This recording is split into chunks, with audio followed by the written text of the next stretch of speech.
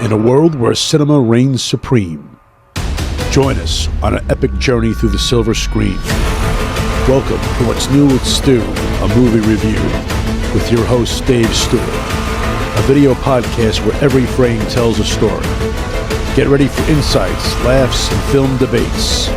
From blockbusters to hidden gems, we've got it all covered. Lights, camera, action. It's time for What's New with Stu, a movie review. And now your host, David F. Stewart. In the immortal words of the late great Benny Hill, good evening, viewers. Good evening, all. Welcome to another episode of What's New with Stu, a movie review. And this week we have a special episode. What I came up with is I wanted to rank the top 10 nominated films from 2025 that the Academy obviously voted for, and I wanted to rank them from 10 all the way to number 1. So let's start with number 10 on my list of the 2025 nominated films, and that movie is F1 the Movie. Some people look at Sonny Hayes. They see a guy who lives in a van, a gambling junkie who missed his shot, the best that never was. But I see possibility.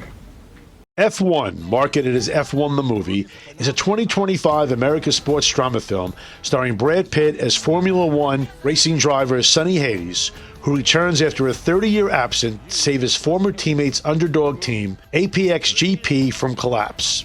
The one word that comes to mind is formulaic. I've seen this type of movie before. You know, you have the old mentor, the guy that's been doing this for a while. He's got something in his past that happened. He could never reach his goal, and he comes back years later. Days of Thunder with Tom Cruise and Robert Duvall, who just passed away. 1990 made a movie very similar. I thought it was an okay film, but I'm going to say right now, it should not have been nominated for Best Picture, and there's been buzz around that. I'm not the only one that says that. It's an entertaining film. It's not worthy of an Oscar nomination. I can think of so many better films, including Nuremberg, one of my favorite movies from last year, which is based on a true story, that's much better than this, is a nominated film. No doubt about it, the visual effects, it was nominated, the sound, it's entertaining, but it's 2 hours and 40 minutes long. It does not have to be that long for a movie like this. This is an action film. And the other issue I had with it, too, is that Brad Pitt, I love Brad Pitt. I've always loved Brad Pitt. But he's really a kind of a narcissistic jerk in this movie. He even admits it in a scene later in the film with a love interest where he tells her that. I don't have a problem with narcissistic characters. There's another one on this list we'll talk about later. The problem is that it has to be in a good or a great film. This is not a great movie. This is an okay film. I would say if you want to be entertained. But if you want to see a better movie that was nominated for an Oscar, by the way, about race car driving, and it's based on a true story, watch the 2019 movie Ford versus Ferrari, starring Matt Damon and Kristen Bale. That was a great movie about a subject I had no idea about. I cannot put F1 on this list at all, so it has to be at number 10, because it shouldn't be on the list at all for a nominated film for 2025. Number 9 on my list, Sentimental Value. Why didn't you want to do the role? He wanted you to do it. I can't work with him. We can't really talk. My father is a very difficult person. I'm going to get a lot of slack for this for a lot of people that I think probably love this movie. And when I say a lot of people, I mean the diehard critics, because we all know during Oscar season, the critics love films like this. This is about an estranged father who has 2 daughters, one of which does not forgive him for not being there when they grew up. He's a filmmaker. He comes back in their lives, and he cannot reach one of his daughters. The other daughter kind of, you know, she's upset with him too, but she kind of gives him a break. But the other daughter, it just wants nothing to do with him, and he's trying to use art as a way of reaching her, and that's what the film is about. Kind of, there's scenes where it's a movie in a movie. type of thing because she's an actress and he wants to put her in a film he's making, and he's older and I guess he has some regrets, but he doesn't know how to reach her, and he uses art to do that, and that's one of the messages in the film. I love films like this. They're a slow-moving film. Sling Blade comes to mind, but that's a great movie. This, to me, is not a great film. I mean, I admire a movie like this and what they're trying to do. And by the way, it's Norwegian and English. They're going to be subtitles. That's not a problem. But the film, to me, is very slow, heavy-handed. And I don't mind movies that start off like this, but you got to get going. There's some powerful scenes in the film. I don't know. I was bored. And again, being that it's a foreign film, and I have nothing against foreign films, but there is a little bit of a disconnect sometimes with the fact that you're looking at the subtitles, you can't understand what they're saying. I don't have a problem with them, but if they're engaging. A Parasite comes to mind. Great movie with subtitles. Won the Oscar for 2019 Best Picture. I just don't think this is up there with those. I'm sorry. I just thought the word is snooze fest. You hear that a lot. And I'm putting it above F1 only because F1 should not be on the list, as I mentioned. This film, at least, is trying to acquire some greatness. F1 is not, per se, but I'm sorry. Some great acting. That's really it. But to me, as an experience, I just would never see this movie again, and that's just the way I feel about it. Sorry. Number 8 on this list, Frankenstein. Frankenstein, my creator.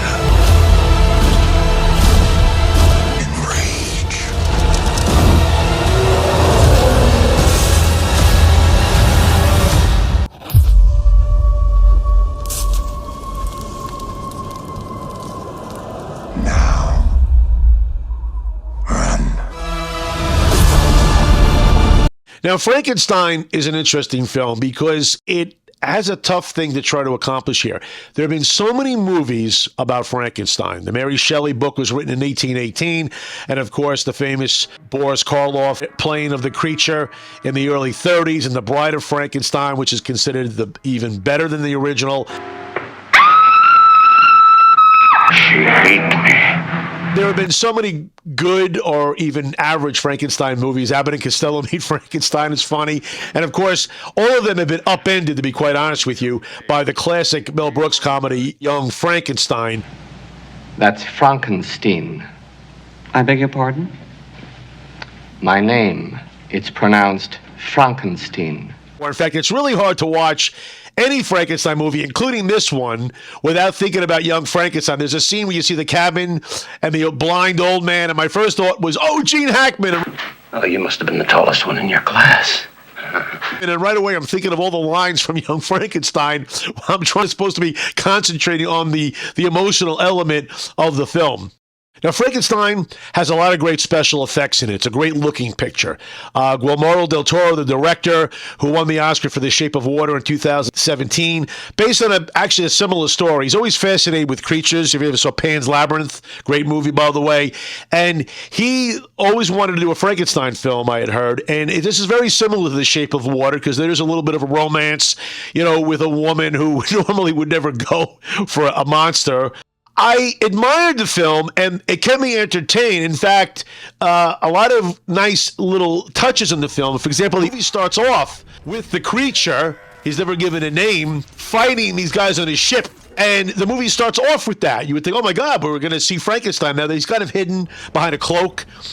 But right away, you see some fight scenes, and you say, well, this is interesting. And then there's a scene where the creature shows up in the boat again, and you think, oh, this is it. He's going to kill everybody or whatever. But no, he's there to show up to tell his story. I never saw a Frankenstein movie where the creature is basically telling his point of view, kind of like a he said. And those scenes are actually the best scenes in the film. Now, Jacob Elordi, who plays the creature in the film, does a really nice job in this performance. In fact, he's nominated for an Oscar for Best Supporting Actor. He's really good. And by the way, even through this makeup, you can tell this is a good-looking guy. First of all, he's got an incredible physique, even with all the scars. This is the best-looking creature you will ever see in any Frankenstein movie. This actor, you can just see through the makeup, this is a good-looking guy. In fact, you can almost understand why this woman, there's a scene where she never meets him, and she just walks up to this creature. And she's like, I'm like, what are you doing, lady? He can kill you. And you realize later she's kind of got a weirdness about her. She's attracted to this type of thing. Or she feels connected because she feels like she's an outsider like the creature. The ending, which again, I'm not going to tell you what happens, but again, that's a little different. Kind of reconciliation a little bit in a scene. I like the ending. I think the ending was different. Different than any Frankenstein movie I've ever seen. So I admired the film. Del Toro does a really great job with the material, I thought, making it a little different, entertaining, but it's number 8 on my list. Number 7 on my list, Train Dreams. I didn't think you'd be on this soon. Well, I just couldn't stop walking until I got here. What are you thinking about? I was thinking that we ought to get married.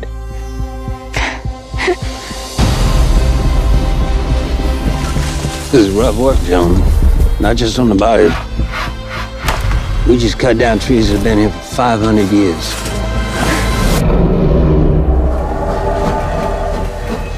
Upsets a man's soul whether you recognize it or not. Train Dreams is a 2025 American period drama film directed by Clint Bentley. The film recounts the 80 years of life of Robert Grenier around Bonners Ferry, Idaho. Train Dreams explores themes of loss, endurance, and the shift from nature to industrial progress. The connections we make are not always to each other, even if we might all be connected in ways we can't easily see. To that reminder that we're all part of something bigger than we can even fathom. Now, Train Dreams, it's one of those simple movies. Again, it's kind of, similar to Sentimental Value. Slower pace, heavy-handed. The actor, Joey Egerton, who's very good in the film, by the way, and Felicity Jones is very good, have a lot of nice scenes together. Egerton plays the main character of Robert Grenier. He doesn't say much in the film, but there's a lot of acting within his facial expressions, the way he reacts. Egerton, who's the main actor, doesn't have much going on in his life, meets the love of his life, they have a child. And then during the film, basically, he goes off and he's cutting trees down for a living with a company to make way for the railroads. And basically, he comes back to his family when he can. And the more he works, the more he misses his family, his wife and his daughter. And then a tragedy happens. Now, I won't, again, try not to give things away, but that's where the film really goes into a different direction.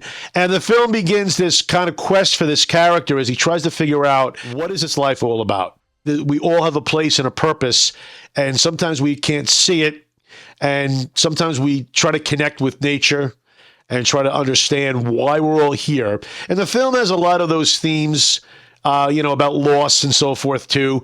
And at the end of the film, as he tries to figure out what his life's about, again, this is the kind of film, some people would say, again, snooze fest might come to mind for a lot of people. This is not for a general audience, I don't think. And the ending, I thought, could have been a little more powerful. It kind of just ended, in my opinion. I thought there could have been more of a oomph to it. But I did admire the film, and it's very well done, very well acted. And it does make you think. I have to admit, there's images, and even now as I'm talking about it, I'm thinking about a lot of the messaging in the film, and it was really well done, and I admire the project. And it's number 7 on my list. Number 6 on my list, The Secret Agent. Essa é a pessoa. Eu quero buraco na boca. O teu caso é o que eu mais quero resolver. Tem matador me procurando? É isso que você tá dizendo? Tem.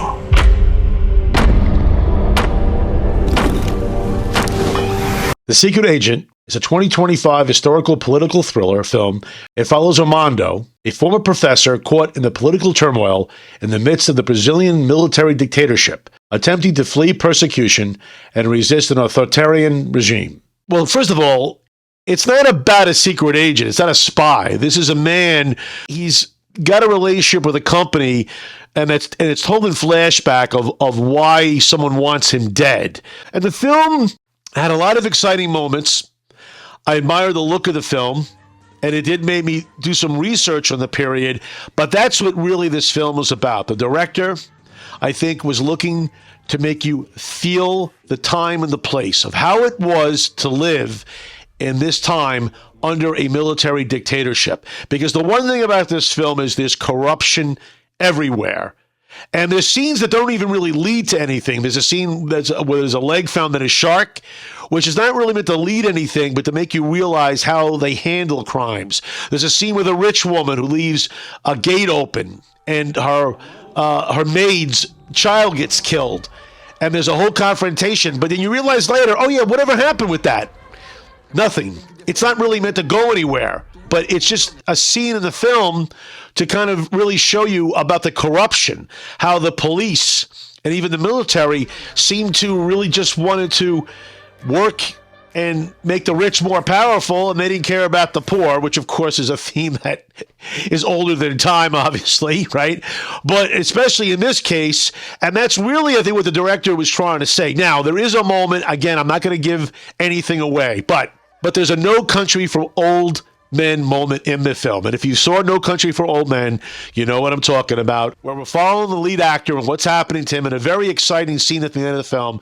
And we're kind of left upended to try to figure some things out. But I will say the film does connect with the ending, the final shots, where his son, which is shown earlier in the film, has a scene, because now it's years later, and you kind of find out what happened from the earlier scenes that you're not really shown.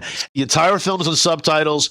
That will bother some people, okay, that aren't into foreign films for that reason. I know my father wouldn't like it.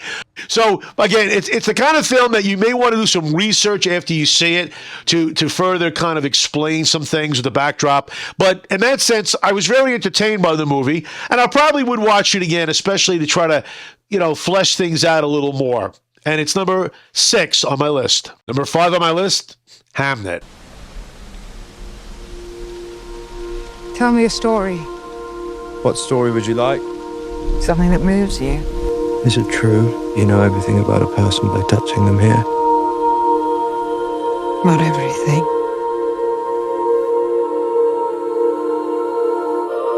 You touched me here. What did you see? I saw a landscape. Saw a landscape? Spaces. Caves. Tunnels and oceans. Undiscovered countries. Will you be brave? Yes. Will you be brave? Deep, dark, black void. Now, Hamnet was an interesting experience because I know I used the word snooze fest earlier to talk about sentimental value and even train dreams a little bit. There's that moment in the early part of the film where you kind of feel that way, though the acting's really good. And then all of a sudden, something happens. Now, I won't say what that is, but anybody going in that sees Hamnet, you may have known that it's based on this idea that William Shakespeare, when he made the play Hamlet, was inspired when he wrote the play by his son, who was actually named Hamnet. These are real people, including his wife, Anne Hathaway, who they called Agnes as well. And it's about their love story, and then they had 3 children, and it's about ultimately occurrences that take place that result in him producing Hamlet. Now, what's interesting about this film is that I don't think it wasn't until about an hour and 20 minutes, maybe longer into the movie, where the name William Shakespeare is actually said. And I could be wrong about that, but it's so funny because if you go into this film and you don't know anything about William Shakespeare, you know nothing about Hamlet, and I know you're going to say, Dave, who doesn't know about Shakespeare? There's some people that don't. Jessie Buckley, who plays the wife, she has some incredible scenes, some that are tough to watch, and those scenes are really what gives the ultimate viewing of this film its strength. Because up until those scenes, the film's okay, but you're like, where is this going exactly? And then when you find out, especially if you're a parent, it's a punch in the gut. I won't say much more than that. Some of the scenes are not easy to watch. I'm going to tell you right now, this film moved me. Great musical score, moved me even further to tears. And then at the end of the film, the final 20 minutes or so, where you see the production of Hamlet, I guess, for the first time, and that whole sequence is really well done. And you're really going to be moved. I mean, I was. And Jessie Buckley, an incredible performance. She should win the Oscar for Best Actress. She's very, very powerful. And the entire production, very well done. Number 4 on my list, Sinners. We've been gone a long time. We back now. You twins? Nah, we cousins. There are legends of people with the gift of making music so true. It can conjure spirits from the past and the future. This gift can bring fame and fortune. Will somebody take me in your eyes? But it also can pierce the veil between life and death. Ryan Coogler's Sinners delivers complex messages about cultural identity, religious hypocrisy, and exploitation.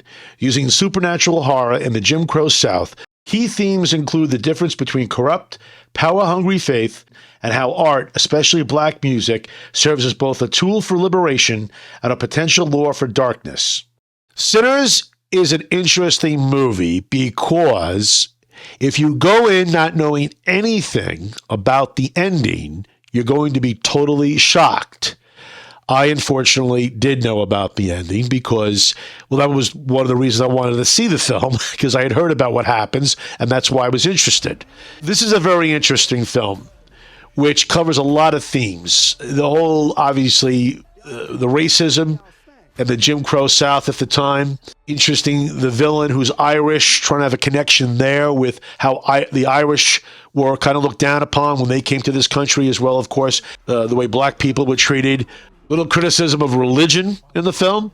A lot of themes. By the way, the cinematography is excellent in this film. It's got a very different look to it. Now, by the way, Sinners was nominated for a record 16 Academy Awards, including a new category, Best Casting.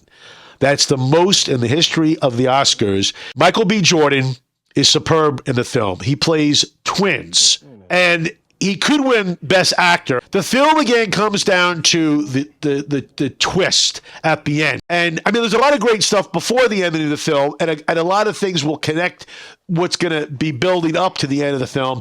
But it's a really wonderful film with great music, by the way. There's a dance sequence, which is an honor to the past and all the history of black music, which is a reason why things will happen afterwards, after that sequence. Just really a lot of wonderful elements to the film. A lot of people will say it's the best movie that was made. I know there's been talk that this could be the winner of the Best Picture. I would not be surprised. I wouldn't have a problem with that. And by the way, stick with the credits, by the way. That's another thing. There's the ending and the credits rolled. And the first time I saw this movie, I turned off the TV. And I found out later I missed a scene that's important. I went back to watch it. This is a key scene of the film. And they took a chance, in my opinion, putting this after the credits roll. You have to watch it, the important scene of the film, and make sure you don't miss that. So definitely go check out Sinners, which is number 4 on my list. Number 3 on my list, Begonia. I believe every company should strive to form a diverse table, to empower people of different skills and every time. What is it? Skills and identities. To foster a new generation of, okay, let's go again. They want you to think it's you, that it's you who made this world. But it's always been them.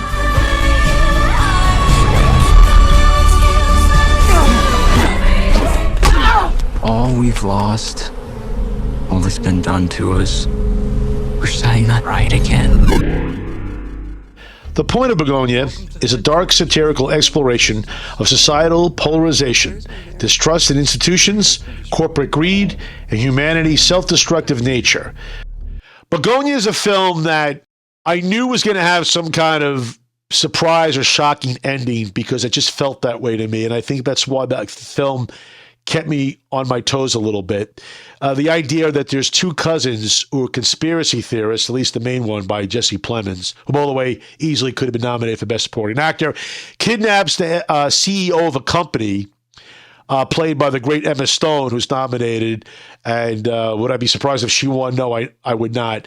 And they kidnap her because they believe she's an alien that's bent on helping the destruction of Earth. Now, during the whole sequence, while they interrogate her, and you're thinking, man, these guys are really out to lunch. And, you know, Emma Stone's very smart in the film. She's a CEO, and she's a smart woman.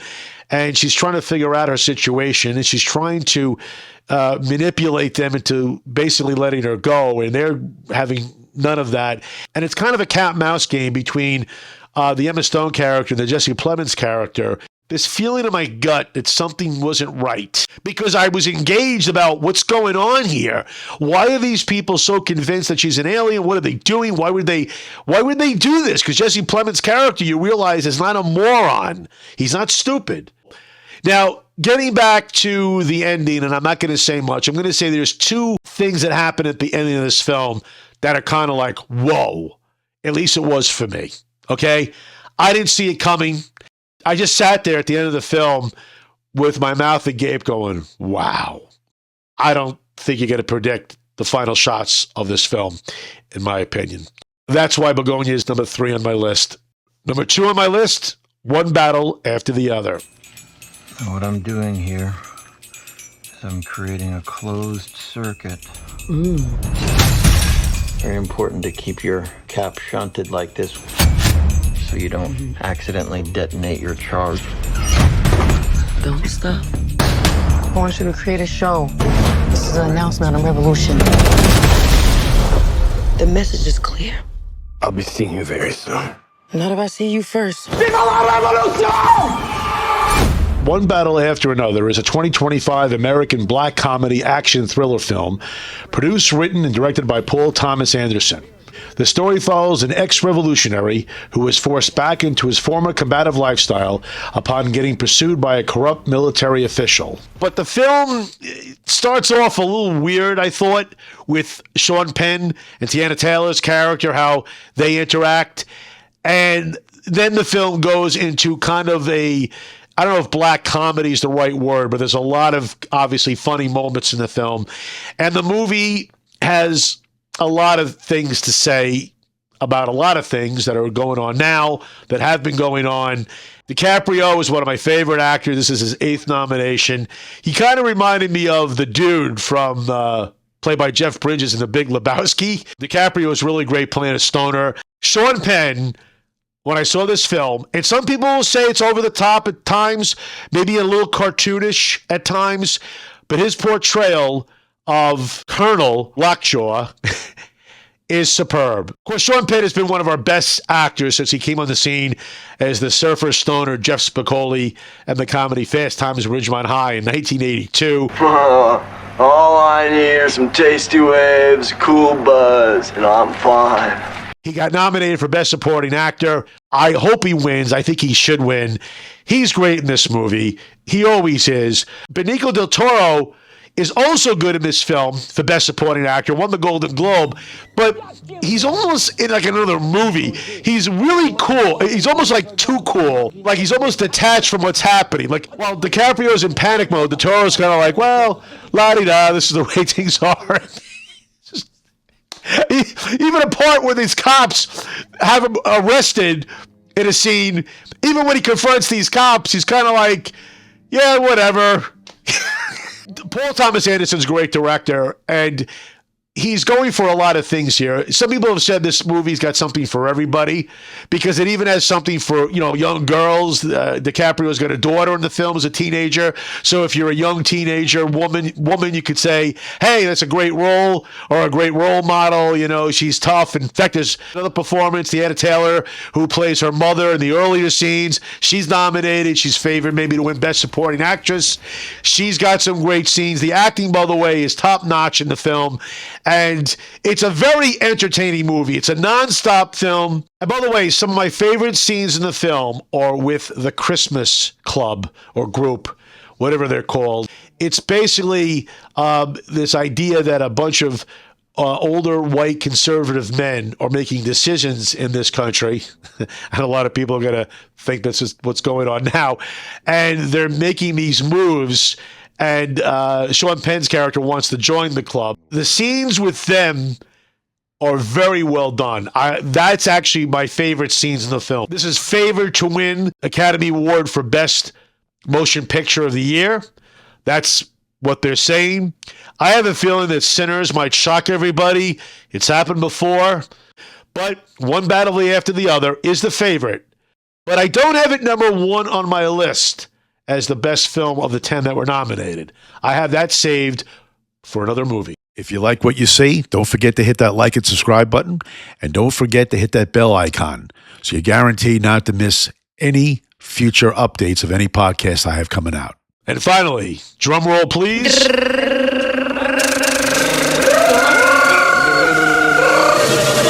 The number one film that was made last year that was nominated for an Academy Award for Best Picture is Marty Supreme. I have a purpose. And if you think that's some sort of blessing, it's not. It means I have an obligation to see a very specific thing through.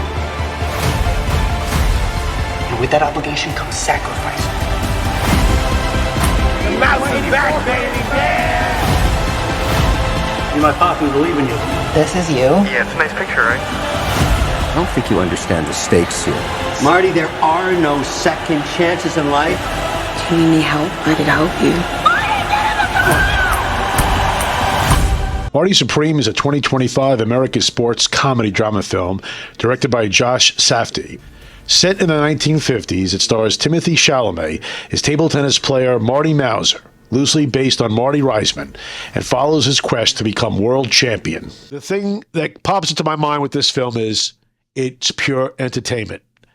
To me, it's the most entertaining movie on this list. One battle or the other comes very close. When I went into this movie, I thought this movie was based on a true story because I had heard about this character, Marty Reisman, who was a very successful champion, a table tennis champion, and I heard that and I thought it was based on his story. Well, it's loosely based or inspired by, because when the film starts, you don't see based on a true story. You don't see the words inspired by a true story. And as the film moved on, there's a scene that happens with a dog in a bathroom.